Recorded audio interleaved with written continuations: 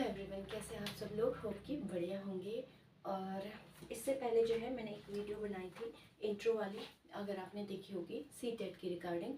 तो उसमें मैंने आपको बताया था कि सी टेट का एग्ज़ाम कैसे होता है और कैसे कैसे आप प्रिपेयर कर सकते हो सी टेट की, है ना। और आज जो है हमारी होगी सी टेट की पहली क्लास, जिसमें जो है हम क्या क्या देखेंगे। सबसे पहले हम देखेंगे, हालांकि सीटेट में बहुत ज़्यादा टॉपिक है। अगर आप अगर देखोगे तो सीटेट के लगभग जो है सीडीपी के अकॉर्डिंग, जो मैंने आपको बताया था सबसे स्कोरिंग पार्ट है, उसमें है टोटल आपके 30-32 छोटे छोटे टॉपिक, जैसे पियाजे हो गया, वाइगोत्स्की आपका हो गया, ब्रूनर हो गया, है ना, और सिगमंड फ्रॉइड वगैरह हो गया, एनसीएफ हो गया, आरटीई तो है ही है, एनईपी है, मोटिवेशन है, डेवलपमेंट है। इस टाइप से इसमें टोटल मिला के 30-32 जो है वो टोटल आपके इसके अंदर टॉपिक हैं। तो मैंने आपको बताया था कि हर एक सेक्शन जो है वो 30 मार्क्स का होता है। किस तरीके से आप स्कोरिंग पार्ट कौन सा है, तो मैंने बताया था सी टेट के अंदर सबसे स्कोरिंग पार्ट होता है आपका सीडीपी।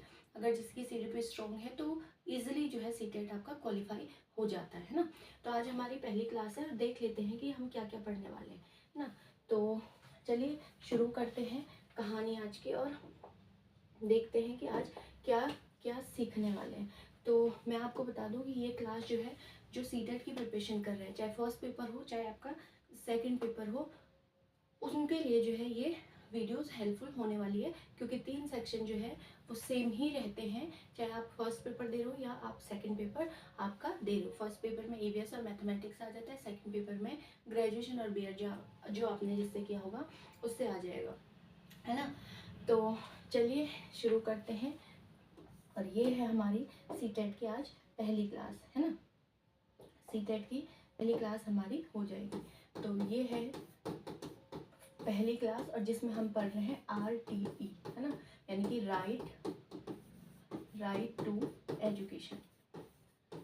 और इसका ये आया था आपका 2009 में। कब आया था ये? 2009 में, ठीक है, 2009 में आएगा। हालांकि इम्प्लीमेंट जो है वो 2010 में हुआ था, लेकिन हम आरटीई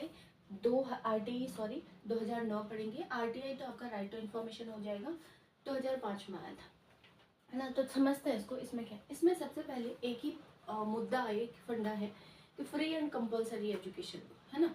और इसमें एक अमेंडमेंट किया गया, कब? 12, ये डेट आपको याद रखनी है, 2002 को 86वां अमेंडमेंट किया गया, और जिसके तहत जो है एजुकेशन को आपका फंडामेंटल राइट बना दिया गया।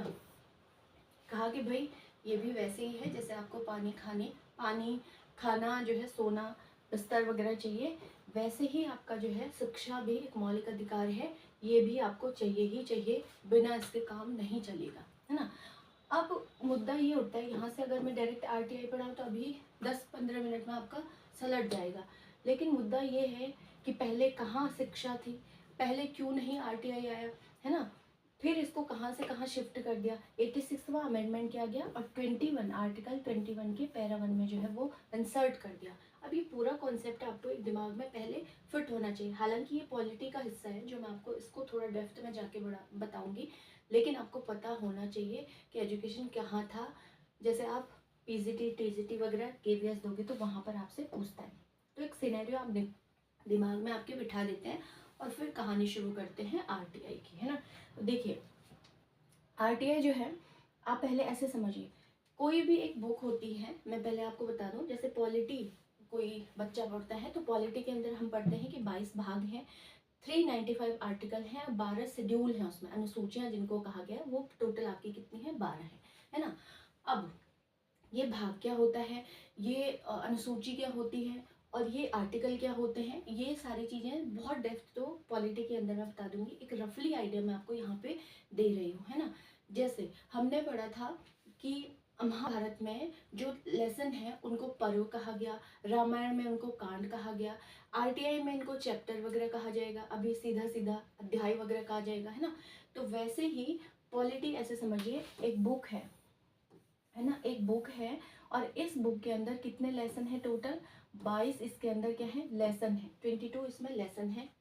हर एक लेसन किसी एक पेज से शुरू होकर के किसी एक पेज पर खत्म होगा। यही होता है ना, जब आप कोई बुक खरीदते हो तो उसके अंदर देखते हो कि कितने चैप्टर हैं, टोटल कितने इसमें पेज है, हर एक चैप्टर किसी एक पेज से शुरू होकर किसी एक पेज पर खत्म हो जाता है ना। तो ऐसे ही समझिए ये बुक है पॉलिटी, इसके अंदर टोटल कितने हैं, टोटल जो है वो आपके 22 लेसन है।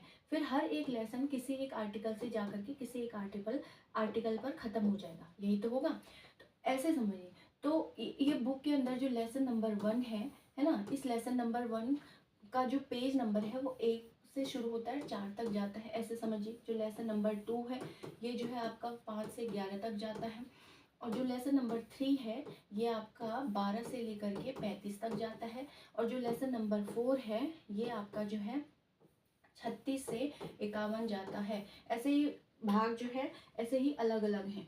तो जैसे आपका आर्टिकल 5 है, सॉरी भाग 5 है, तो वो आपका बिल्कुल 52 से लेकर के फिर 151 चला जाता है, जिसमें संघ की बात कही, सेंट्रल गवर्नमेंट की बात कही। फिर स्टेट गवर्नमेंट भाग 6, तो ऐसे ऐसे ये भाग, ये तो फिर पॉलिटी का हिस्सा हो जाता है। जस्ट एक सिनेरियो सेटअप बनाना है आपके माइंड में, ताकि आप चीज़ों को बहुत अच्छे से समझ पाए। ऐसे ही हवा में पड़ दिया, आरटीआई है, 86वां अमेंडमेंट हुआ, 21 के पैरा 1 में इंसर्ट कर दिया। अरे क्यों किया भाई, कहाँ था पहले, फिर कहाँ शिफ्ट किया, क्या ऐसी अमेंडमेंट क्या है, ये सारी चीज़ें आपको थोड़ी सी पता होनी चाहिए। अब समझते हैं यहाँ, आप अगर भाग 1 का इन लेसन का, हर एक लेसन का एक नाम होगा। जैसे आप इसका देखोगे, संघ यूनियन होता है इसमें, है ना, यानी कि भारत एक संघ है। अब ये क्या है संघ वगैरह, ये मैं आपको वहाँ बताऊंगी। इसमें आप बस इतना समझ लीजिए कि इसमें क्या हो गई कि कोई संसद के पास इतनी पावर होती है, यानी कि पार्लियामेंट के पास इतनी पावर होती है कि वो किसी भी राज्य का नाम बदल सकता है, उसके क्षेत्रफल में को घटा सकता है, बढ़ा सकता है, किसी एक राज्य को तोड़कर किसी दूसरे राज्य में मिला सकता है ना, नाम जैसे उत्तर यूपी मतलब उत्तर प्रदेश से उत्तराखंड को अलग कर दिया गया था, तो ये सब इसी में आ जाता है। और ये की पूरी पावर किसके पास है, सेंट्रल गवर्नमेंट, उसमें भी किसके पास चली जाती है, होम मिनिस्ट्री के पास चली जाती है। और वो बिना उस राज्य की परमिशन के ऐसा कर सकते हैं, है ना। जैसे आंध्र प्रदेश से तेलंगाना टूटा था, इस टाइप से बहुत से पहले एक राज्य थे, फिर इनसे अलग अलग 28 राज्य बने। राज्यों की मैंने आपको बताया था कि अगर किससे टूटकर कोई बना है, अगर एक वीडियो बनानी है तो मैं वैसे ही जनरल स्टडी के लिए आपको बना दूंगी। तो ये है आपका भाग 4 जो यहाँ से यहाँ था, मतलब वो आर्टिकल 1 से शुरू होता है, 4 पे खत्म हो जाता है। इस भाग 1 में लेसन 1 में आपका 4 चैप्टर है, ऐसे समझिए। फिर आपका आर्टिकल 2 आता है, ये आपका 5 से 11 जाता है। इसमें सिटीजनशिप की बात कही गई, नागरिकता आपको कैसे कैसे मिली, जब स्वतंत्र हुई तब क्या स्थिति थी, परमिट रूल क्या था, पाकिस्तान आने जाने की, जैसे बॉर्डर खुला था तो आ सकते थे जा सकते थे, फिर परमिट रूल वगैरह बनाया गया। आज की स्थिति में जो है आपको सिटीजनशिप कैसे मिलती है। तो ये है भाग 2 जिसका नाम है, जो 5 से 11 तक जाता है। और ये है भाग 3 जिसमें मौलिक अधिकारों की बात की गई है, फंडामेंटल राइट की बात की गई है ना। तो ये आपका जाता है आर्टिकल 12 से लेकर के 35 तक। अब ये फंडामेंटल राइट क्या है, कौन सी बोला है, देखिए फंडामेंटल राइट यानी मौलिक अधिकार आपके वे अधिकार हैं जिनको आपसे ना सरकार छीन सकती है, ना आपका परिवार छीन सकता है, ना पड़ोसी छीन सकता है, कोई भी आपसे नहीं छीन सकता। और ये भी कहा गया है कि यदि आपको लगता है कि आपके मौलिक अधिकारों का हनन किया जा रहा है, छीना जा रहा है, कहीं आपको दबाया जा रहा है मौलिक अधिकारों के नाम पे, तो आप डायरेक्ट आर्टिकल 32 का यूज करके सुप्रीम कोर्ट जा सकते हैं, और आर्टिकल 226 का यूज करके आप हाई कोर्ट जा सकते हैं। तो इस आपके पास बहुत ज़्यादा पावर फंडामेंटल राइट के अंदर हो जाती है। इसलिए आपने देखा होगा कि आपके पास राइट टू एक्सप्रेस है, आप सभा कर सकते हो, कहीं भी घूम सकते हो देश में, है ना। लेकिन ये कब कहीं कहीं जगह पर ये अधिकार आपके सीमित भी किए जाते हैं। जैसे देश में जो है फाइनेंशियल वो लग गया, इमरजेंसी लग गई, आपकी इमरजेंसी भी 2-3 टाइप की होती है ना, तो उनमें आपके ये अधिकार, जैसे कोरोना में आप देखोगे आपके मौलिक अधिकारों को सीमित किया जाता है। ऐसा थोड़ी आप जाकर के बोल रहे हो कि अरे क्या कर, मतलब कहीं भी जाकर के आप बोलोगे अरे हमारे तो मौलिक अधिकार हैं, फिर पुलिस जो लठ बजा रही थी वो पता ही है ना। तो आप क्या कर सकते हो, ये कर सकते हैं किसी, लेकिन बहुत ज़्यादा जब इस टाइप की कंडीशन आती है तभी, अदरवाइज नहीं कर सकते हो। इतनी पावर आपको दी गई है कि आप आर्टिकलों का यूज करके हाई कोर्ट और सुप्रीम कोर्ट जा सकते हो।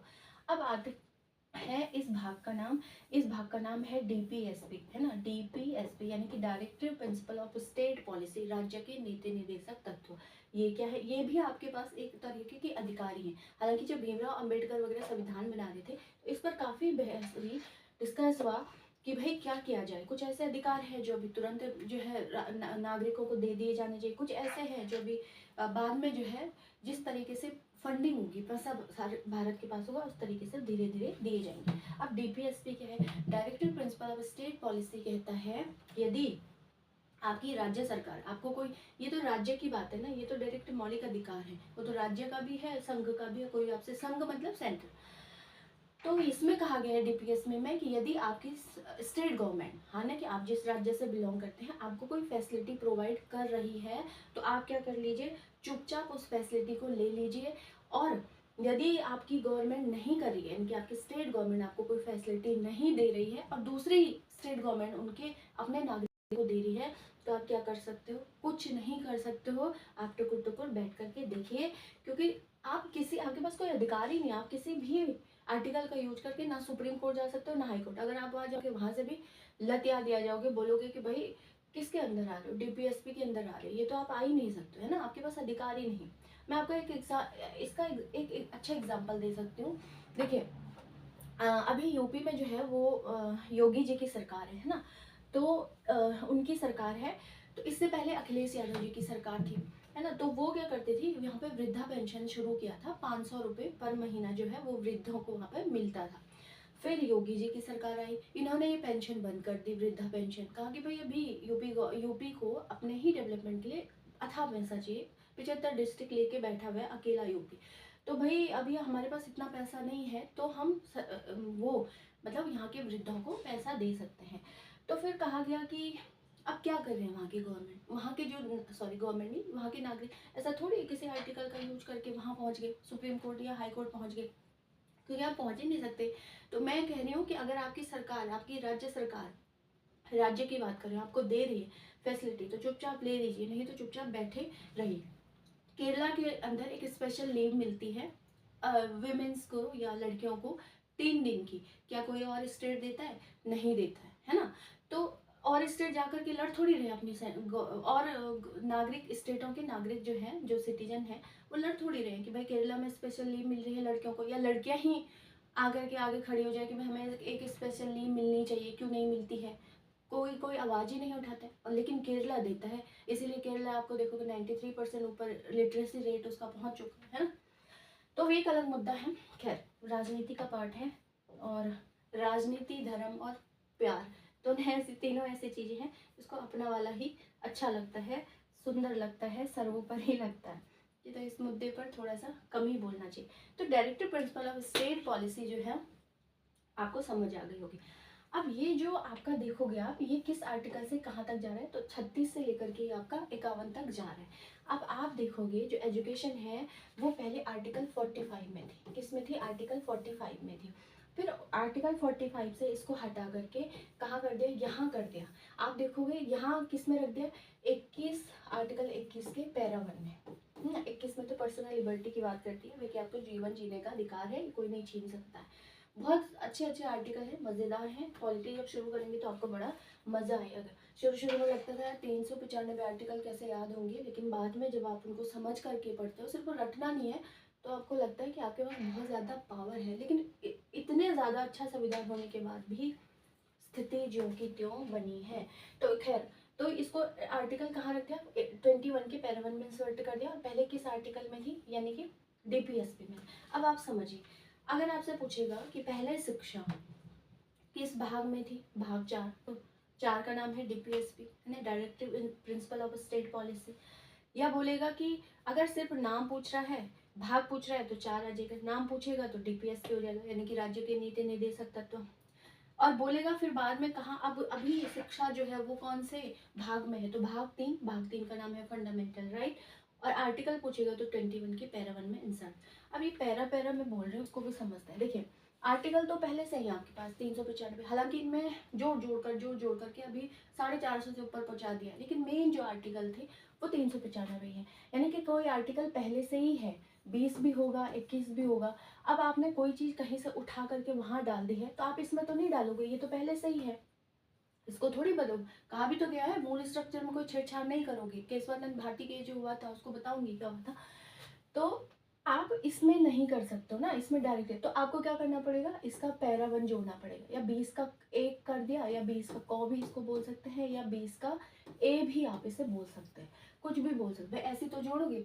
जैसे स्कूलों में पढ़ाई होती थी, स्कूलों में हम क्या करते थे कि जैसे हमने एक मेन टॉपिक लिख लिया, फिर उसका क लिख दिया, फिर उसका ख लिख दिया, फिर ग लिख दिया। अब मेन तो यही है ना, इसी के अंदर हमने ये डाल दी। तो सेम यही चीज़ है, आर्टिकल वही रहेगा जो है। आप किसी चीज़ को उठा करके कहीं और इंसर्ट कर सकते हो, लेकिन उसमें पैरा 1 क ख या 1 2 3 ऐसे जोड़ दोगे, है ना। जब संविधान बना था तो भीमराव अंबेडकर साहब जी ने क्या कर दिया था, लास्ट में कुछ पेज खाली छोड़ दिए थे और ये भी कहा था कि यदि आने वाले भविष्य में भारत मतलब सरकार को लगेगा कि कुछ नियमों को बदलाव करने की ज़रूरत है दैट टाइम की परिस्थिति को देख करके, तो वो अमेंडमेंट कर सकती है, संशोधन कर सकती है ना। तो इतनी अच्छी बात, इतनी गहनता, इतनी दूरदर्शिता उस समय के नेताओं में मिलती है। और आपको पता होगा कि जो मूल संविधान है वो इंग्लिश में लिखा गया था, फिर बाद में उसको क्या है हिंदी में ट्रांसलेट कर दिया गया। इस पर भी मैं आऊँगी, जो पॉलिटी बताएंगे। तो ये एक सिनेरियो आपके दिमाग में सेट हो गया।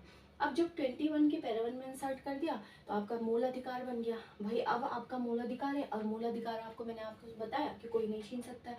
इसमें पेरेंट्स ड्यूटी की भी बात करता है। आप आर्टिकल 51 का पैरा 1 देखोगे, उसमें ये कहा गया है कि यदि कोई बच्चा पढ़ना चाहता है और उसके पेरेंट्स उसको पढ़ने नहीं दे रहे हैं, तो वो बच्चा जो है एक्शन ले सकता है अपने पे। उनकी ड्यूटी है भाई, वो अपने बच्चों को पढ़ाए लिखाए। ऐसे ही नहीं कि आप देखोगे कि जो बेचारे वो स्लम एरिया होते हैं या जो आपके ठेले वगैरह लगाते हैं, ये सोचते हैं कि थोड़ा हेल्प मिल जाएगी तो अपने बच्चों को अपने साथ लगा देते हैं, है ना। तो कहा गया कि भाई आप क्या करोगे, इनको अगर पढ़ने का आपकी पेरेंट्स ड्यूटी, आपकी ड्यूटी है, बच्चे की तो है ही है कि उसको पढ़ना है, लेकिन पेरेंट्स की भी ड्यूटी है कि आप उसको पढ़ाओ, है ना। आप उसको कैसे करके भी पढ़ाओ। ये हो गया किताबी नॉलेज, रियलिटी आपको भी पता है। चलिए आगे देखते हैं और आगे की कहानी समझते हैं कि क्या है। यहाँ तक आपको समझ आ गया होगा। अब हम समझते हैं थोड़ा बेसिक चीज़ें इसकी। मैंने आपको बता दिया कि आरटीई जो है वो 86वां अमेंडमेंट हुआ था, 86वां। मतलब इससे पहले ऑलरेडी संविधान में कितने अमेंडमेंट हो चुके थे, 87 अमेंडमेंट हो चुके थे। 86वां अमेंडमेंट हुआ और एजुकेशन को उठा करके डीपीएस पे सीधा कहाँ रख दिया, 21 के पैरा 1 में रख दिया, है ना, यहाँ रख दिया। और इस समय जो पीएम थे वो कौन थे आपके, जो पीएम थे वो थे आपके अटल बिहारी वाजपेयी जी। एक ऐसे प्रधानमंत्री जिसको शायद हर कोई ही पसंद करता है। और ये वो दौर था जब राष्ट्रपति थे एपीजे अब्दुल कलाम। दोनों शख्सियत ऐसी जिनके कुर्सी पर बैठने से कुर्सी को भी बड़ा प्राउड फील होता होगा कि मेरे ऊपर कोई बैठा है ना। खैर, तो एक ऐसा दौर था, शायद अब ऐसे एक साथ हम ऐसे दो भरपूर इतनी दूरदर्शिता मानसिकता वाले नेताओं को नहीं देख सकते, है ना। खैर, तो पीएम थे आपके कौन, अटल बिहारी वाजपेयी जी। और इनके समय, हालांकि जब अमेंडमेंट आरटीई आया था, आरटीई मैं बता रही हूँ, जब आरटीई आया था तब जो है 2009 में आया था, है ना। और तब अटल बिहारी वाजपेयी जी प्रधानमंत्री थे। लेकिन जब ये इम्प्लीमेंट हुआ, इम्प्लीमेंट समझते हो ना, इम्प्लीमेंट हुआ जब आरटीई का, तब तब प्रधानमंत्री बन गए आपके डॉक्टर मनमोहन सिंह जी, है ना। तो गहन अर्थशास्त्री आप इनको बोल सकते हो। मात्र 15 दिन के पैसे भारत के पास होने के पे, है ना, ईसीजी सॉरी ग्लोबलाइजेशन और इस टाइप से कुछ मैं भूल रही हूँ, वो लेके आए थे। तो ये ऐसे थे, हालांकि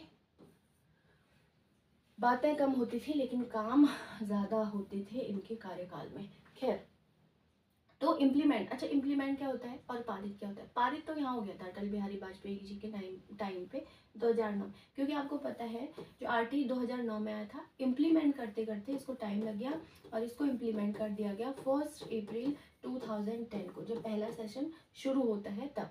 यानी कि बात तो यहाँ हो गई थी भाई, इन्होंने कहा कि यार 50, देखिए 1955 में संविधान बन के तैयार हो गया, है ना। और तब से लेकर के 2002 में हुआ था ये इम्प्लीमेंट, मतलब ये अमेंडमेंट 2002 में, ये भी आपको याद रखना है, ठीक है, 2002 में। और हमने डेट भी पढ़ी कि 12 दिसंबर को ये हुआ था, है ना। इन्होंने कहा 52 साल हो गए, है ना, 52 साल हो गए और एजुकेशन के ऊपर कोई काम ही नहीं हो रहा। और एजुकेशन को कहाँ रखा है, डीपीएसपी में। भाई स्टेट गवर्नमेंट आपकी दे रही है तो ले लीजिए, नहीं दे रही है तो टुकुर टुकुर बैठे रहे, ऐसे कैसे काम चलेगा। किसी देश की बैकबोन होती है शिक्षा, और उस पर खर्च करना है, उस पर जो है अलग अलग समय के हिसाब से रूल रेगुलेशन बनाना है, उस पर बहस होनी चाहिए, उस पर मुद्दा होना चाहिए, उस पर डिस्कस होना चाहिए। तो इन्होंने कहा कि भाई कुछ करना पड़ेगा, तब इन्होंने ये सारी चीज़ें करी, डिस्कस किया अपने जो मंत्रिमंडल होगा, और फिर उसके बाद एजुकेशन जो बड़े बड़े उस टाइम पे शिक्षाविद रहे होंगे, और फिर एजुकेशन को कहा दिया कि भाई इसको फंड, पहले तो सबसे पहले अमेंडमेंट करके इसको फंडामेंटल राइट बना। भाई जब भी आप तोड़ मोड़ करोगे तो आपको एक अमेंडमेंट करना पड़ेगा, संशोधन करना पड़ेगा। बिना संशोधन किए आप डायरेक्ट किसी चीज़ को कहीं से उठाकर कहीं नहीं रख सकते हो, तो वो कोई ना कोई अमेंडमेंट के अंदर काउंट होगा। अब आप लगा लो 52 साल के बाद तो एजुकेशन जो है आपका फंडामेंटल राइट बनी। जब संविधान बन गया है, 2002 की मैं बात कर रही हूँ, उसके बाद इन्होंने कहा भाई ये ठीक है, तो ये इस समय हुआ, सारी प्रोसेस इनके समय हुई। अब ये सारा काम करते करते टाइम लग जाता है, तो इम्प्लीमेंट मतलब लागू कर दिया गया इसको 1 अप्रैल, भाई कि आरटीआई आ गया और पूरे देश में लागू भी हो गया। लेकिन किसको छोड़ करके, जेएनके को छोड़ करके, क्योंकि आपको पता है यहाँ पे आर्टिकल 370 था क्या, अभी भी है आर्टिकल, लेकिन प्रावधान हटे हुए हैं। तो उनके अपने प्रावधान थे, रूल रेगुलेशन जम्मू कश्मीर के अपने थे, तो इसलिए इसको छोड़ के, तो कई बार बोलता है एक्सेप्ट जम्मू कश्मीर, मतलब इसको छोड़ करके बाकी पूरे देश में आरटीआई जो है वो लागू हो गया, इम्प्लीमेंट हो गया। यहाँ तक की कहानी आपको होप की समझ आ गई होगी, है ना। अच्छा, फिर इसमें देखते हैं जम्मू कश्मीर। अब जो आर्टिकल 45 बचा है, जैसे आप किसी आर्टिकल के उठा करके कहीं और ले आओगे तो वो आर्टिकल तो खाली हो जाएगा, क्योंकि आप वहाँ का जो विजन था उसको उठा करके तो कहीं और लाए। लेकिन नहीं, ऐसा नहीं है। इसमें कहा गया कि जो 3 से, अभी इसमें है 3 से 6 साल तक के जो बच्चे हैं, इनको क्या है, आंगनवाड़ी, जैसे आप देखोगे आंगनवाड़ी होती है ना, आंगनवाड़ी हो गया, इसमें इनको भी शिक्षा दो, भाई आंगनवाड़ी में डालो, और आपका जो है एनटीटी कराओ, नर्सरी टीचर ट्रेनिंग कराओ, ईसीसी होता है, ECC, early childhood care education, इस पर बात करो। इनके लिए भी जो है शिक्षा होनी चाहिए। प्ले वे एज इनको कहा जाता है, यहाँ से 3 से 6 साल तक के लिए, है ना, प्ले वे एज इसको कहा जाता है, प्ले वे एज। तो डेवलपमेंट वाला जब मैं आपको बताऊंगी उसमें और अच्छे से आपको ये सारे बताऊंगी, प्ले वे एज क्या है, इन्फेंसी क्या है, चाइल्डहुड क्या है, लेटर चाइल्डहुड क्या है, अडोलसेंस क्या है, सारी चीज़ें कहेंगे, है ना। तो ये यहाँ इन्होंने कहा कि इसको क्या करो, इनको भी शिक्षा दो। भाई आपने आरटीआई की तो बात कर दी, जिसमें 1 से 1 से 8 तक के बच्चे को फ्री एंड कंपलसरी एजुकेशन दी जाएगी, लेकिन जो ये हैं बिल्कुल पिद्दे अभी अभी हुए हैं, इन पे भी तो बात करो। क्ले है, मिट्टी है ये, इनको तो आप अपने शेप में डालोगे, अभी से इन पर काम करोगे तो आगे जा करके कुछ करेंगे, तो इन पे भी कर, तो अभी भी है ये। हालांकि फिर बाद में, अभी आपको पता है एनईपी आई थी, नेशनल एजुकेशन पॉलिसी 2020 वाली, तो इसमें फिर जो है इसको, इसमें ये इनका बड़ा फोकस कर दिया, इस पर बड़ा रोल कर दिया। जैसे स्ट्रक्चर पहले 10+2+3 होता था, हाई स्कूल फिर इंटर फिर आपका ग्रेजुएशन होता था, वैसे ही अभी स्ट्रक्चर जो है अब 5+3+3+4 कर दिया गया है स्ट्रक्चर इस टाइप से। तो जब एनईपी बताऊंगी तब आपको, सॉरी 3+3+4 कर दिया है ना। तो ये शुरुआती दौर है, इनको बताऊंगी। फंडामेंटल है, प्रिपरेटरी है, आपका सेकेंड मिडिल है, और फिर आपका अपर है। तो आगे बताऊंगी आपको क्या क्या करना है। यहाँ तक की कहानी होगी आपको समझ आ गई होगी। ले लेते हैं नेक्स्ट स्लाइड, बहुत कचाइन यहाँ पे हो गया है ना। तो उनके ऊपर भी बात की गई है, एनईपी में ही इनको बाद में इंक्लूड कर दिया। मैं अभी आगे जब कर, इसके बाद ये एनईपी आपको बता दूंगी, क्योंकि ये मेन चीज़ें हैं जो पहले आपको पता होनी चाहिए। बाकी थ्योरिया जैसे पियाजे हिस्ट्री की बात करते हैं, वैगॉट्स की है, कल्चरल सराउंडिंग की बात करते हैं, फिर आपका कोहलबर्ग है, कोहलबर्ग बोलते हैं कि स्टेजेस की बात करते हैं, है ना, और आपका ब्रूनर वर्ग वगैरह हो गया, आपका इंटेलिजेंस वगैरह हो गया। ये ऐसे टॉपिक हैं जो ईजिली सेल्फ अंडरस्टूड हो जाते हैं, आप थोड़ा बहुत इनको भी देखोगे। लेकिन स्थिति क्या है एजुकेशन की, आप एज अ टीचर आपको पता होना चाहिए, और क्या क्या प्रावधान स्कीम वगैरह निकलते हैं। कमीशन तो बहुत ज़्यादा आप देखोगे भारत में, बहुत ज़्यादा, जैसे राधा कृष्णन आयोग है जो सबसे पहला निकला हुआ था स्वतंत्र भारत का 1948 में, फिर सेकेंडरी आया, फिर डीएस कोठारी, ये दौलत सिंह कोठारी आया, फिर आपका यशपाल कमेटी रिपोर्ट आई, जनार्दन रेड्डी समिति आई, दुनिया भर के कमीशन जो है इसमें आए। पॉलिसी आपकी सिर्फ 3 ही आई, जो आपका पहला आया था 1968 में, तब प्रधानमंत्री थी प्रधानमंत्री थी इंदिरा गांधी। फिर आपका जो है 1986 में आया, तब राजीव गांधी जी थे। फिर आपका 1993 में इसी को रिवाइज किया गया। इसी के टाइम पे पीओए आया था, प्रोग्राम ऑफ एक्शन आया था। और फिर इसी के बाद जो है आपका 34 साल बाद लगभग कहीं NEP आई थी, न्यू एजुकेशन पॉलिसी। तो आप देख सकते हो कि एजुकेशन पर कितनी पॉलिसी, हालांकि ये तीसरे नंबर की आप पॉलिसी बोलोगे, क्योंकि ये तो रिवाइज्ड पॉलिसी थी, इसी के अंदर थोड़ी चीज़ें और ऐड कर दी गई थी, है ना। चलिए फिर आगे देखते हैं, ये अलग मुद्दा है, इसको तो फिर NEP के अंदर मैं बताऊंगी। चलिए अब इसमें देख ले, कहा कि फ्री एंड कंपलसरी एजुकेशन तो दो, लेकिन कितने से कितने साल तक। तो इन्होंने कहा कि जो नॉर्मल बच्चा है उसको कितना दो, जो नॉर्मल चाइल्ड है उसको 1 से लेकर के कितने, क्या बोल रही हूँ मैं, हाँ मतलब इसमें नॉर्मल जो एज है वो, सॉरी 1 से नहीं 6 से 14, मतलब क्लास 1 बता रही थी ना, तो 6 से 14 तक को फ्री एंड कंपलसरी दो, जो नॉर्मल है। और जो डिसेबल्ड चाइल्ड है ना, जो डिसेबल्ड चाइल्ड है उसको क्या करना है आपको, है ना भाई, क्या करता है, डिसेबल्ड है तो उसको क्या करना है, उसको आपको, उसकी एज है 6 से 18 साल तक। तो इसमें कहा गया कि नॉर्मल चाइल्ड को 6 से 14 तक साल तक की फ्री एंड कंपलसरी दो, यानी कि 1 से 8 तक हो गया, अगर आप इसको काउंट करोगे तो 1 से 8 तक। एक और चीज़ आपको ध्यान रखनी है, जैसे RTE जो है एलिमेंट्री बोलता है, RTE जो है ना प्राइमरी नहीं बोलेगा, RTI के अंदर जब भी आप देखोगे तो एलिमेंट्री बोलता है ना, एलिमेंट्री मतलब जो प्राइमरी है उसको एलिमेंट्री बोलेगा 1 से 5 तक को लेकर के, और जो 6 से 8 तक को लेकर के है उसको बोलेगा अपर एलिमेंट्री, ठीक है, एलिमेंट्री। और ये आपका होगा 6 से 8 तक के लिए। तो यहीं पर मैं आपको एक दो चीज़ें और, RTI 2009 बार बार याद रखना है, और इम्प्लीमेंट हुआ था 1 अप्रैल, न्यू सेशन, तो याद रखना इजी हो जाएगा। यहीं पे इसी RTI के टोटल चैप्टर अगर पूछा है, और कई बार पता नहीं कितनी बार पूछा है, तो टोटल चैप्टर है इसके अंदर कितने, टोटल चैप्टर है 7। और अगर सेक्शन बोलेगा, है ना, सेक्शन कितने हैं, तो सेक्शन है आपके 38, ठीक है 38, 7 और 8 ऐसे याद रखो, 7 और 8, तो सेक्शन है आपके 38 चैप्टर। इसमें जो चैप्टर 4 है ये थोड़ा इंपॉर्टेंट हो जाता है, क्योंकि इसमें टीचर रिस्पॉन्सिबिलिटी की बात कर रहे हैं कि भाई एज अ टीचर आपकी क्या क्या रिस्पॉन्सिबिलिटी होती है क्लास के अंदर, क्लास से बाहर, स्कूल मैनेजमेंट में, या को करिकुलम एक्टिविटी में, या आपके सिलेबस में आपकी क्या क्या रिस्पॉन्सिबिलिटी होती है, या आपको ध्यान। हालांकि इसमें एक आध चैप्टर जिसमें SMC की भी बात कर रहे हैं, स्कूल मैनेजमेंट कमेटी, तो स्कूल मैनेजमेंट की क्या रिस्पॉन्सिबिलिटी होनी, इस टाइप से इसमें सारे चैप्टर इंपॉर्टेंट थे। लेकिन 4th वाला जो टीचर है उनको पढ़ना कंपलसरी है, आपको पता होना चाहिए कि आपके दायरे, आपकी रिस्पॉन्सिबिलिटी, आपकी जिम्मेदारियाँ एक बच्चे के लिए क्या क्या होनी चाहिए। तो हाँ, तो ये है 1 से 5 तक के लेकर को एलिमेंट्री, और 6 से 8 को लेकर के अपर एलिमेंट्री। इन्होंने ये भी कहा कि जो एलिमेंट्री है, यानी कि 1 से 5 तक के जो स्कूल है, इसमें जो बच्चे डिस्टेंस होना चाहिए वो 1 किलोमीटर के दायरे में आपके स्कूल होने चाहिए, है ना, 1-1 किलोमीटर के दायरे में स्कूल बना दीजिए, क्योंकि छोटा सा बच्चा है, ज़्यादा पैदल नहीं चल सकता है, तो उसके घर के आसपास ही 1 किलोमीटर, ज़्यादा से ज़्यादा 1-1.5 किलोमीटर के डिस्टेंस में। ये एग्जैक्ट डाटा है जो मैं आपको दे रही हूँ, इसमें कुछ भी अलग नहीं है हेरफेर, इसमें 1 किलोमीटर ही लिखा है, लेकिन थोड़ा बहुत ऊपर नीचे हो सकता है। और जो अपर एलिमेंट्री है इसमें कहा गया है कि भाई क्या करना है, इसमें 3 किलोमीटर के डिस्टेंस में आपको जो है वो क्या करना चाहिए, स्कूल जो है बनाना चाहिए, है ना। तो ये आपको यहाँ तक हुई एक बात। उसके बाद जो है, और फिर इसमें यहाँ तक तो क्लियर हो गया होगा आपको, है ना।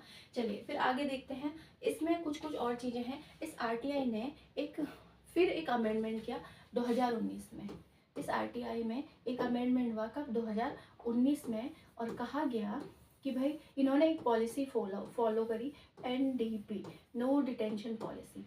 क्या थी ये, no detention policy, no detention policy ये है क्या। देखिए इन्होंने कहा कि बच्चे को फेल मत करो, है ना, बच्चे को फेल करना ही नहीं है। तो बोला कि कैसे होगा ऐसे कि भाई वो फेल भी हो रहा है तो नहीं, तो इन्होंने कहा 5th और प्लस 8th में तो बिल्कुल भी आप बच्चे को फेल नहीं करोगे, लेकिन अगर ये फेल हो रहा है, मान लो ईयरली एग्जाम होता है आपका जो है, हमारे टाइम पे तो बड़ा डराते थे कि आपका बोर्ड होगा, इस बार बोर्ड होगा, पता ही नहीं था बोर्ड होता क्या है ना। तो कहा कि 5th और 8th जो है मतलब ये नहीं पता था कि बोर्ड में होता क्या है। जैसे होम एग्जाम में क्या होगा, आपकी टीचर ही कॉपी वगैरह चेक कर लेते स्कूल में ही, बोर्ड में बस यही है कि कॉपियाँ बाहर चेक करने के लिए जाती हैं, है ना। तो 5th और 8th में कहा बिल्कुल भी आप फेल नहीं करोगे। फिर भी अगर बच्चा फेल हो रहा है तो आपके, क्योंकि फिर ये क्या है, जैसे प्राइमरी आप देखोगे 1 से 5 तक जाता है, अपर प्राइमरी आपका कहाँ जाता है, अपर एलिमेंट्री जिसे कह रहा है आरटी 8 तक जाता है। उसके बाद नेक्स्ट उसका जो है पूरा वही बदल रहा है, पैटर्न ही बदल रहा है। तो इसलिए ये 2 क्लासेस थोड़ी इंपॉर्टेंट हो जाती है। तो आप इनका एक टेस्ट लीजिए, फेल होते हैं ठीक है, उसके बाद क्या कर लीजिए, एक दोबारा रेमेडियल टीचिंग दे करके इनका दोबारा एक बार टेस्ट करा दीजिए, है ना। अगर रेमेडियल टीचिंग दे दीजिए, रेमेडियल मतलब एक डायग्नोस होता है, एक रेमेडियल होता है चारात्मक, मतलब कहाँ दिक्कत आ रही है, क्या दिक्कत है, क्या परेशानी है, क्या दुख दर्द है बच्चे को, या ऐसा कुछ है तो नहीं कि जो उसकी फैमिली से भी उसको प्रॉब्लम है, या सिंगल पेरेंट ही है, या कुछ कुछ तो प्रॉब्लम है जो नहीं पढ़ पा रहा है, जो कवर नहीं कर पा रहा है। तो आप पहले उसको जानो, है ना, दोबारा रेमेडियल टीचिंग दो, दिक्कत जहाँ आ रही है, जिस सब्जेक्ट में आ रही है उसको एक्स्ट्रा क्लासेस दो, सब उसको समझो, फिर उसका टेस्ट लो। और टेस्ट लेने के बाद दोबारा उसका टेस्ट लो। टेस्ट लेने के बाद भी अगर वो फेल होता है तब क्या करोगे, तब बोला कि उसका जो पूरा कच्चा चिट्ठा है, पोर्टफोलियो जिसे कहा जाता है, बताऊंगी क्या होता है। तो पोर्टफोलियो पकड़ करके आप उसका जितना भी है सारा स्टेट गवर्नमेंट को सौंप दो। गवर्नमेंट को सौंपने के बाद गवर्नमेंट डिसाइड करेगी बच्चे को नेक्स्ट क्लास में प्रमोट करना है या इसी क्लास में रखना है, स्टेट गवर्नमेंट की जिम्मेदारी हो जाएगी, है ना। तो एनडीपी इन्होंने अपनाई थी और अमेंडमेंट हुआ था 2019 में, ये भी आपको याद रखना है ना। चलिए, एज के अकॉर्डिंग इन्होंने कहा कि आप क्या है, क्लास को होमोजीनियस बनाएंगे, है ना। एज के अकॉर्डिंग जो है क्लास को जो है यही लिख लेते हैं, या नेक्स्ट स्लाइड भी हम ले सकते हैं। तो इन्होंने कहा जो एज है उसके अकॉर्डिंग क्लास को कैसे बनाओ, होमोजीनियस बनाओ, होमोजीनियस बनाओ, है ना। जीनियस ये क्या होता है, होमो, एक हेट्रोजीनियस होता है, एक होमोजीनियस होता है। क्लास के अंदर जो ग्रुपिंग होती है वो आप कैसे बनाओगे, हेट्रोजीनियस बनाओगे। हेट्रोजीनियस मतलब अलग अलग जो अलग अलग फील्ड में बच्चा कोई जैसे बोलने में बहुत अच्छा है, कोई लिखने में बड़ा अच्छा है, कोई हो सकता है म्यूजिक में बहुत अच्छा है, कोई डांस में बड़ा अच्छा है, तो उनके ग्रुप बनाओ, उसमें अलग अलग एबिलिटी के बच्चे डालो एक ग्रुप में। होमोजीनियस मतलब सेम सेम नहीं, अलग अलग एबिलिटी के, अलग अलग इंटरेस्ट के, अलग अलग एटीट्यूड वाले बच्चे जो है का एक ग्रुप बनाओ। सेम का नहीं, सेम होगा तो सेम ही बात होगी, लेकिन ग्रुपिंग कैसे करनी, हेट्रोजीनियस। लेकिन आरटीआई कहता है कि एज के हिसाब से होमोजीनियस बना। अब क्या फंडा है ये, उन्होंने कहा कि यदि कोई बच्चा किसी कारणवश लेट स्कूल में एडमिशन लेता है तो आप उसको एडमिशन तो दे दोगे, भाई देना ही पड़ेगा। आरटीआई कहता है कि आप एनडीपी अपना रहे हैं तो फिर एडमिशन तो देना ही पड़ेगा, है ना। तो कहा कि अगर वो एज, तो आप आपके स्कूल में एडमिशन ले रहे हैं, इससे पहले वो कभी स्कूल ही नहीं गया तो आप उसको पहली क्लास में डाल रहे हो, लेकिन आप पहली में नहीं डालोगे उसको, आप उसको क्या करोगे, उसके एज के हिसाब से उस क्लास के अंदर डालोगे। मान लो 5 में, 3 में, जितने में भी वो है एज के अकॉर्डिंग, कि उसकी एज के बच्चे इस समय किस क्लास में है उसी क्लास में आप उसको डालोगे। बोला होमोजीनियस बना, भाई ऐसा थोड़ी है कि अगर वो स्कूल नहीं आए तो उसका मानसिक विकास नहीं हुआ। भाई मेंटल एबिलिटी, मानसिकता, मेच्योरिटी तो उसके अंदर आई है थोड़ी बहुत, स्कूल नहीं आया, ये आरटीआई का कहना है, ये आरटीआई का कहना है। स्कूल नहीं आया अलग बात है, लेकिन कॉग्निटिव डेवलपमेंट तो हुआ है, जिसकी बात पियाजे करते हैं, संज्ञानात्मक विकास तो हुआ है बच्चे का। और यही बात पियाजे कहते हुए कि बच्चे को स्टेजेस के हिसाब से बच्चा सीख लेता है, अलग से दुनिया भर के एफर्ट डालने की ज़रूरत नहीं है, कि पढ़ो पढ़ो करने की ज़रूरत नहीं है। जैसे जैसे बड़ा होगा खुद ब खुद सीख जाएगा। अब इसी के अपोजिट वैगॉट्स कहते हैं, वो कहते हैं कि एज वेज ज़्यादा मैटर नहीं करती, सराउंडिंग अच्छी दो, एनवायरनमेंट अच्छा दो, है ना, आसपास का नेचर उसको अच्छा दो।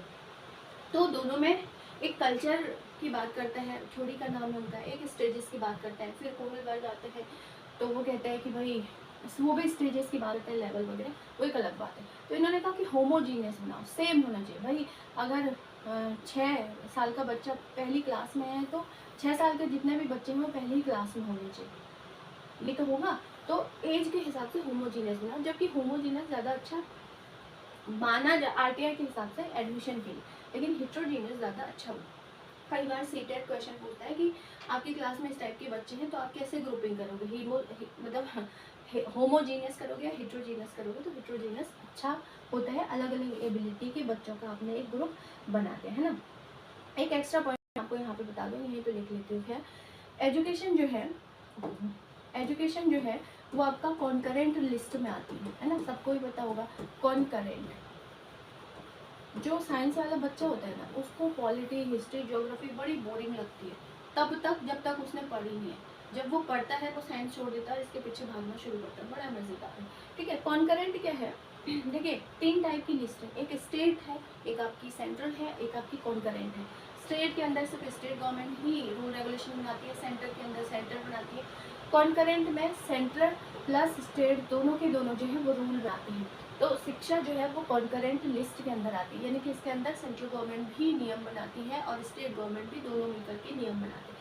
अब मुद्दा ये है कि जो कॉन्करेंट लिस्ट एजुकेशन को डाला गया, पहले तो स्टेट लिस्ट के अंदर आता था, कब डाला गया और कौन से अमेंडमेंट का डाला गया? तो 42वां अमेंडमेंट हुआ एक संविधान में, 42वां संविधान संशोधन हुआ।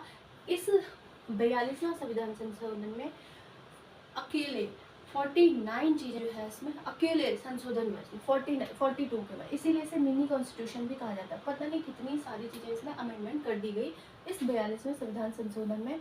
और अगर आप इसको डेट देखना चाहोगे तो 1976 होगा आई थिंक, है ना। 8 नहीं, 8 मेरे को पता नहीं क्या याद आ रहा है, 76 है ना। तो ये इसीलिए इसे मिनी कॉन्स्टिट्यूशन भी कहा जाता है। इसमें फिर वन्य जीव संरक्षण को भी अमेंडमेंट करके जोड़ा गया, न्याय वगैरह की भी इसी में बात कही गई और बहुत अच्छी अच्छी चीज़ें इसमें अमेंडमेंट करके जोड़ी गई, इसीलिए इसे मिनी कॉन्स्टिट्यूशन भी कहा जाता है। कंपटीशन वगैरह की आप तैयारी करोगे तो वहाँ आपसे पता नहीं कितनी बार ये पूछा गया है कि किस संविधान संशोधन को मिनी कॉन्स्टिट्यूशन कहा जाता है। तो आपका किसको कहा जाता है? 46वां अमेंडमेंट 1976 को। और अगर आपसे कई बार और कचाइन करेगा तो बोलेगा कि पीएम कौन थी इस टाइम पे, तो आपको पता ही है, इंदिरा गांधी, जिनको आयरन लेडी भी कहा जाता है। ये हुई एक बात, है ना। चलिए, तो ये भी मैंने आपको बता दिया। और अच्छा, उसके बाद जो है इसके अंदर बहुत सारी चीज़ें रहती हैं, इट प्रोहिबिट्स वगैरह इसके अंदर रह जाता है कि भाई क्या क्या प्रतिबंधित करता है, तो ये वाली चीज़ें हैं। और टीचर स्टूडेंट रेशियो क्या होना चाहिए, और इसके अंदर थोड़ी सी नॉर्म्स आपके और चीज़ें रह जाती हैं, जिसको हम एक नेक्स्ट वाली क्लास के अंदर मैं आपको बताऊँगी। कुछ PYQ भी RTE के मैं कराऊँगी, ताकि आपको दिमाग में ऐसे रहे कि क्वेश्चन कैसे RTE से पूछता है ना।